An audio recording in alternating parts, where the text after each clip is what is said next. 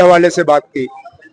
मैंने पहले दिन से मैं कहता आया कि यूटी होते हुए जितने हम अपने लोगों के साथ किए हुए वादे पूरे कर सकते हैं हम कर लेंगे।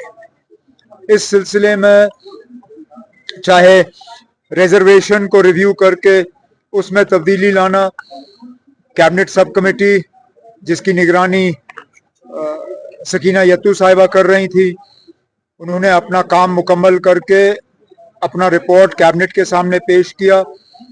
कैबिनेट ने उस रिपोर्ट को मंजूरी दी। अब डिपार्टमेंट के तरफ से कैबिनेट का मेमो तैयार किया जा रहा है, उसको बाय सर्कुलेशन हम मंजूरी देके एलजी साहब के पास भेज देंगे। वो एक वादा था हमारा लोगों के साथ। इसी सिलसिले में दरबार मूव को दोबारा शुरू करना, ये भी एक वादा हमारा लोगों के साथ था।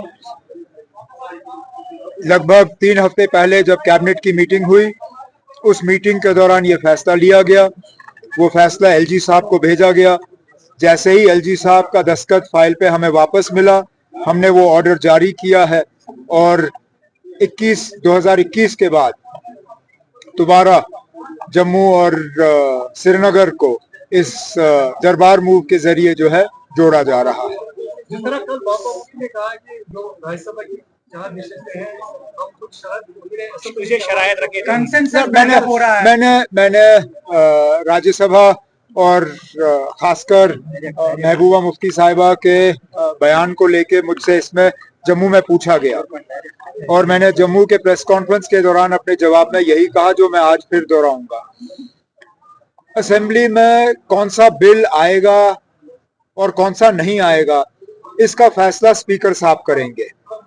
लेकिन कोई ऐसा बिल हाउस के सामने आए जिससे जम्मू कश्मीर के लोगों को फायदा होगा, मेरी हुकूमत उस बिल में कोई रुकावट पेश नहीं करेगी। लेकिन मैं यहां से या कोई ऑनरेबल मेंबर असेंबली का स्पीकर साहब को डिक्टेट नहीं कर सकता कि कौन सा बिल आना चाहिए और कौन सा नहीं आना चाहिए। बिल लाने का एक प्रोसीजर होता है, एक तरीका होता है।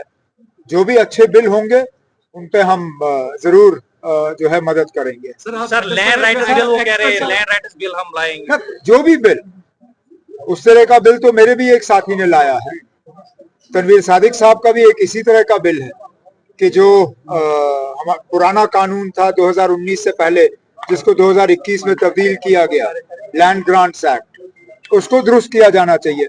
अब मैं नहीं जानता हूं कि तनवीर सादिक साहब का बिल हाउस के सामने आएगा या नहीं आएगा। इसी तरह जो बिल पीडीपी के तरफ से तैयार होके भेजा गया है, क्या वो आएगा या नहीं आएगा, उसका एक प्रोसीजर होता है। लेकिन अगर आ जाएगा, मेरी हुकूमत उसमें कोई रुकावट नहीं बनेगी। सर कोरोना में पर्चे लगाए तो काफी ज्यादा नुकसान आने वाली असेंबली में क्या किसानों के लिए उसके लिए असेंबली के लिए ठहरने की जरूरत नहीं है। जहां जहां फसल को नुकसान हुआ है, चाहे हॉर्टिकल्चर या एग्रीकल्चर, उस नुकसान का मुआयना किया गया है, उसकी असेसमेंट की गई है।